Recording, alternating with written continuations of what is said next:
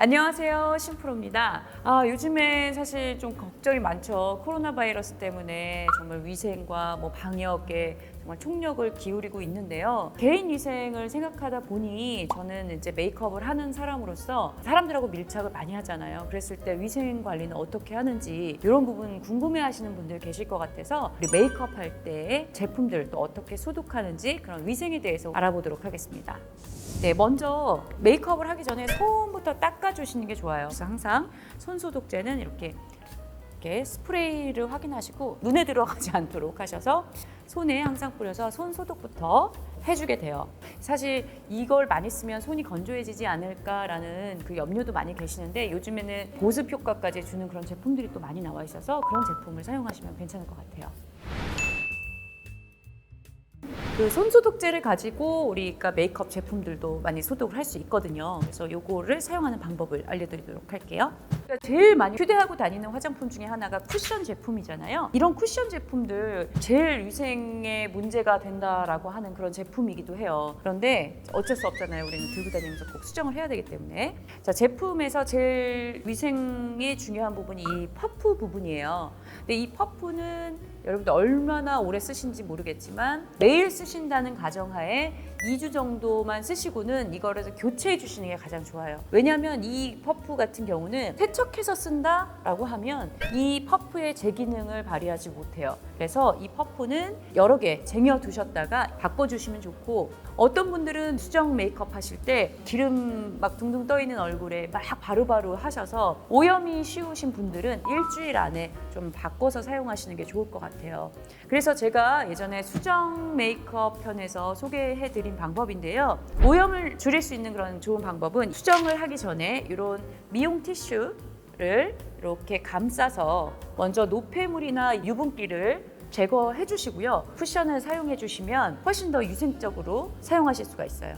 자, 그 다음 쿠션을 보면 이 안에 이렇게 플라스틱으로 마개가 되어 있는데 이런 부분에 오염이 굉장히 많아요. 근데 요거는 우리가 보통 생각날 때마다 이렇게 손으로 닦으시는 분들도 계시는데요. 화장솜에 알코올을 묻히신 다음에 이렇게 한 번씩 닦아내 주시면 소독도 되면서 깨끗하게 유지를 할 수가 있어요. 그래서 가능하시다면 하루에 한 번 정도 사용해 주시는 게 좋을 것 같아요.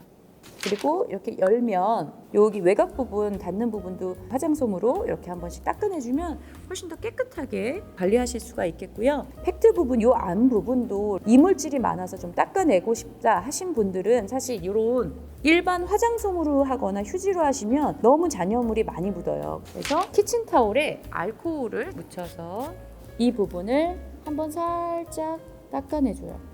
그러면 조금 이런 내용물이 아깝긴 하지만 좀 위생적으로 관리하실 수 있을 것 같아요. 자, 그 다음에 파운데이션 같은 경우는 우리가 이렇게 리퀴드 타입을 쓰시는 경우는 팔레트나 이런 손등에 짜서 많이 쓰시는데 이렇게 짜서 쓰시고 나면 입구 부분에 메이크업 잔여물들이 많아요. 이럴 때도 입구 부분만 화장솜으로 닦아내 주시면 위생적으로 관리하실 수 있어요.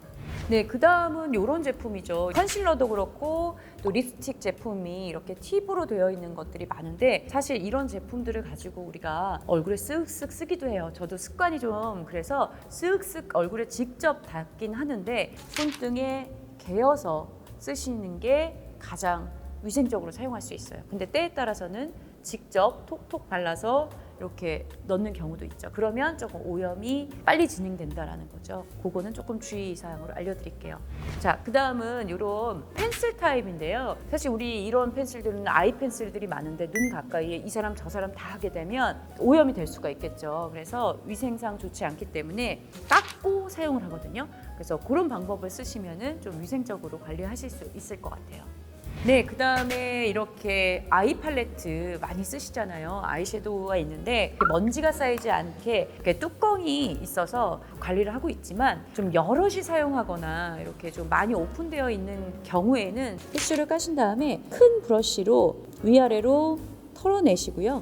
여기에서 여기 가루가 이렇게 좀 섞이는 경우가 있는데 그럴 때는 이렇게 뒤집어서 톡톡톡 털어내시면 다 깨끗하게 없어져요.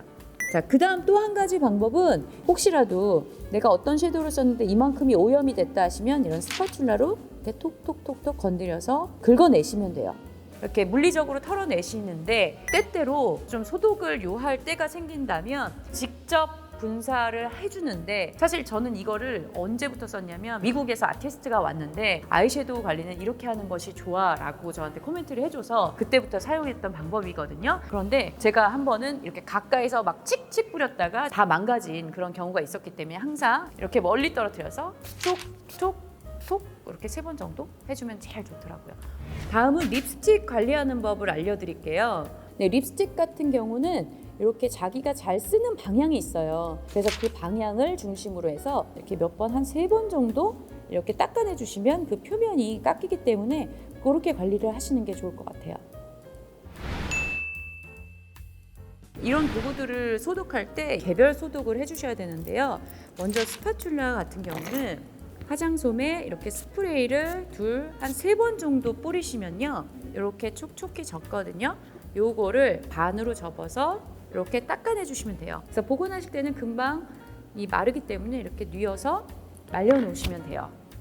다음 아이래쉬 컬러도 마찬가지 이런 부분 중심으로 이렇게 알코올 묻혀서 닦아주시면 깨끗하게 사용하실 수 있어요. 그 다음 또 묻혀서 이런 눈썹 칼 같은 경우는 이렇게 이쪽에서 한번 그리고 반대쪽으로 또 한번 이렇게 닦여내 주시면 좀 지저분한 부분들이 닦여지면서 소독도 되는 그런 역할들을 하죠. 그 다음에 우리 눈썹 자를 때 쓰는 이런 가위, 이렇게 벌리신 상태에서 이렇게 한번 닦아내 주시고요.